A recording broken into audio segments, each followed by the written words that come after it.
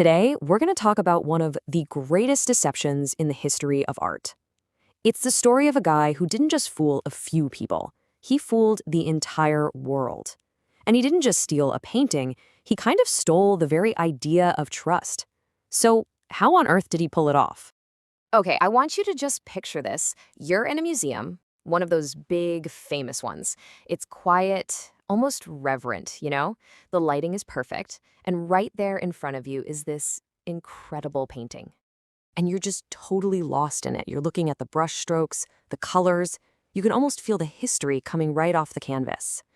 And, of course, the little plaque next to it has a name you definitely recognize. A true legend, a master from centuries ago.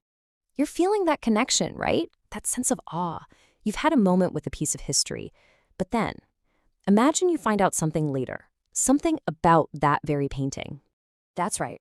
The whole thing. That masterpiece, that connection you felt, it was all a lie. A complete, unbelievably brilliant forgery. And we're not talking about fooling some amateur here. This lie duped everybody. The absolute top dogs of the art world. We're talking the sharpest critics, wealthy collectors, and even the museum specialists who've spent their whole lives studying this stuff. They all fell for it. So the big question is, how?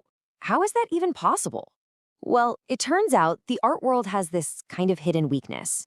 It all comes down to the huge difference between what a painting actually is and the story we're told it represents. Okay, so think about it like this. You've got a beautiful painting, but nobody knows who painted it. It might be gorgeous, but it's probably not worth all that much. Now, take that exact same painting and add the signature of, say, the legendary Vermeer. Boom, suddenly it's worth millions of dollars. The painting itself didn't change one bit, but the story did. And that gap, that's the perfect loophole for a master forger. And this brings us to our guy, the man who saw that loophole and drove a truck right through it. His name was Han van Meegeren, and he is the mastermind behind this whole incredible story.